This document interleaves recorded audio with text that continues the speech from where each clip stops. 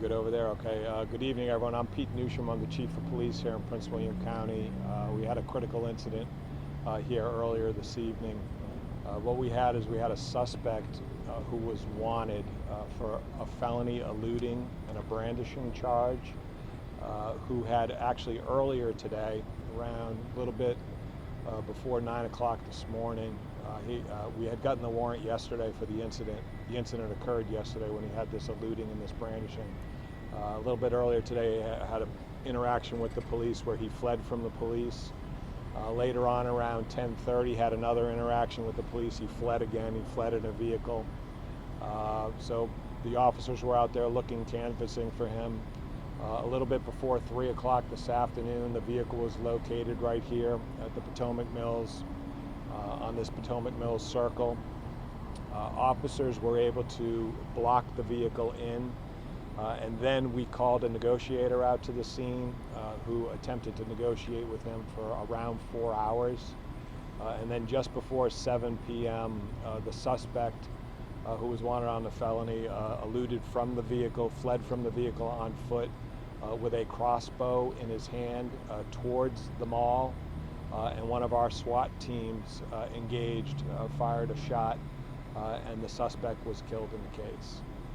The suspect is an adult male, and we're not releasing his name at this time, but we will as soon as we have an opportunity to notify the family. And I can answer any questions that you all have.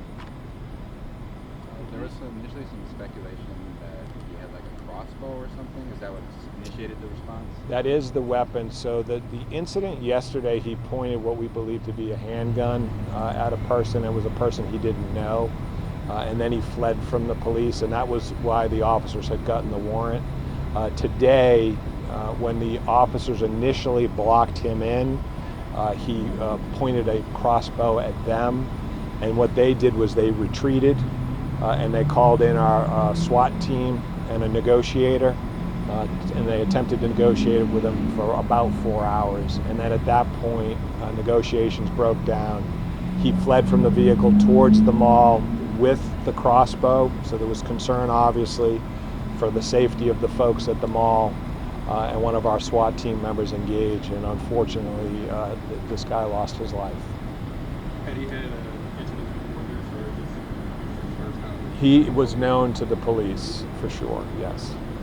When you say he fled earlier today, the two instances where you say he fled, did he flee from your agency or separate? It was from our agency. So our agency, like I said, they knew him because they had prior interactions with him, and they were looking for him because the incident yesterday was very serious. When you ever have a situation, someone's pointing a gun at somebody they don't know, it's scary for the community. And there is some preliminary information that during one of those earlier interactions with the police, he again pointed a weapon at a person, a stranger he didn't know. We're following up on that. He said the same thing with the crossbow here. The crossbow that he had in his possession when he fled from the vehicle is the crossbow that he pointed at our officers when they approached the vehicle. And that's what caused our officers to retreat and try to resolve it peacefully, but unfortunately it didn't end that way. How many officers were involved in the actual shooting, and how many shots were fired? We believe it was just one officer, and we believe one shot was fired. That's preliminary at this time.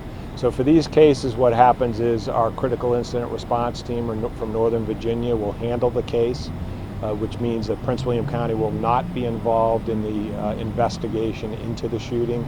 And what they will do when they're done is they'll present the information that they get from the investigation to the Commonwealth Attorney so she can make a determination on whether or not there was any criminal wrongdoing in the case.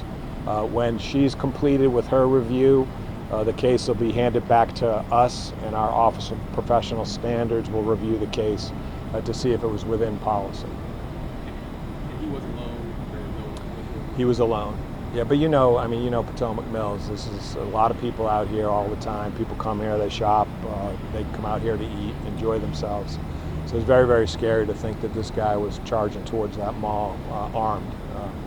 God knows what his intentions were. And someone here did citizen party. No, we actually had police who spotted him over here, so this wasn't as a result of a call, but we were looking for him because of the incidents that occurred yesterday and the 2 prior incidents from today. So, thank you guys very much. All right. One last question. Sure. Is there any indication that of locking the mall down? We believed when we got him here that the incident, although it was active, it was contained. We had sufficient police personnel where we didn't think anybody at the mall was in jeopardy. Yep. And no officers were hurt in any? No officers were hurt. So, all right, thank you. Yeah, you have one more? Can you just speak to just the fast work that your officers did do, that law enforcement community came together to do to actually track him down? Yeah, you know, one of the things I got to tell you that I've been very impressed with since I've been out here in Prince William County is the quality of the law enforcement officers that we have here.